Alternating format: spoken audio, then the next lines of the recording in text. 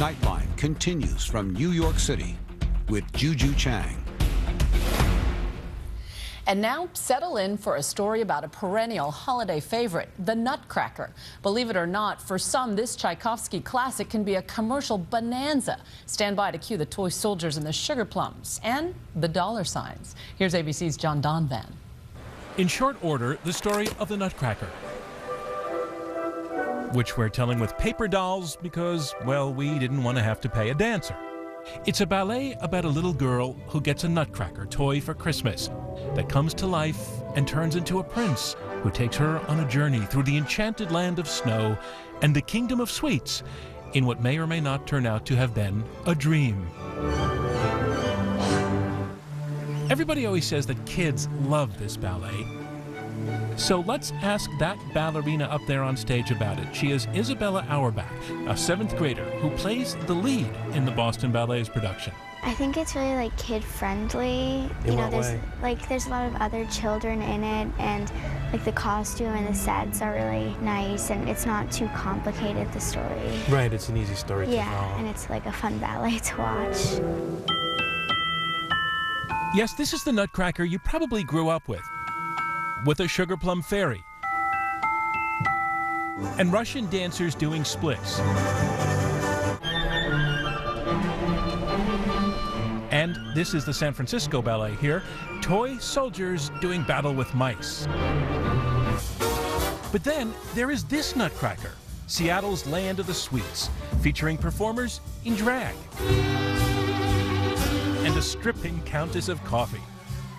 If that seems provocative, well, take a look at the SLUTCRACKER, Boston's burlesque version. Yes, that is a pole dance being performed by founder Vanessa White, a classically trained dancer who took up burlesque after an injury forced her to quit ballet.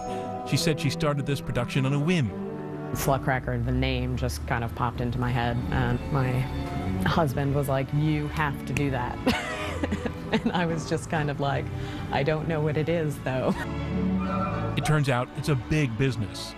Since we opened in 2008, we've grossed over $500,000. Last year, we sold 12,000 tickets.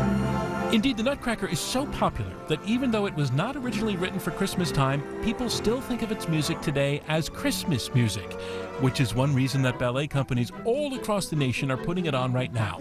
The other reason? They really need the money, and the Nutcracker is a guaranteed moneymaker. We don't lose money on Nutcracker, we lose money on everything else. All the ballets you put on? Yes. Which is why there are performances in at least 121 American cities this season alone. Of course, that means they're competing with each other. And that means the Nutcracker gets tweaked. Salt Lake City's Ballet West does 2 different productions, the classic one and its nutty Nutcracker, with a battle scene featuring lightsabers and the Marx Brothers as Russian dancers. There's also a nutty Nutcracker in Orlando, a kids' rock musical. Check the hair on the Sugar Plum Fairy. And Positive Therapy, a nonprofit organization helping veterans, even put up a canine version last year. Pacific Northwest Ballet premiered this production in 1983 with sets, costumes, and new characters like the Peacock and the Chinese Tiger by Maurice Sendak. Wild things indeed. 1, 2, 3, and a 4, 5. And back in Boston, there is the Urban Nutcracker, whose choreographer Tony Williams danced in the Boston Ballet's first production of the Nutcracker in 1965. His version here incorporates hip-hop, tap, and jazz. I wanted to do something that included different dance styles and also reflected the children that were coming to my school and the community. Williams stumbled into ballet as a teen growing up in Boston and says the dance changed him. Well, I was just a punk kid, a juvenile delinquent. I found myself, I sort of found my soul in dance. Was it a lifesaver for you? It was a lifesaver. Which is why he worked so hard to make this production relevant, to make students and audiences in Boston feel like this ballet is their own. We're going to spin One reason kids like the Nutcracker, it needs a lot of kids. Kids that train here at the Urban.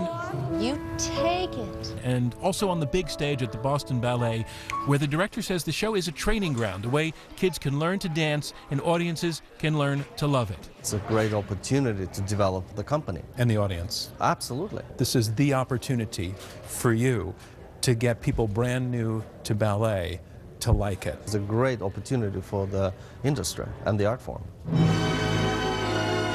And now that it's Christmas time, on stages everywhere, performers are giving the Nutcracker yet one more run or one more dance for the money.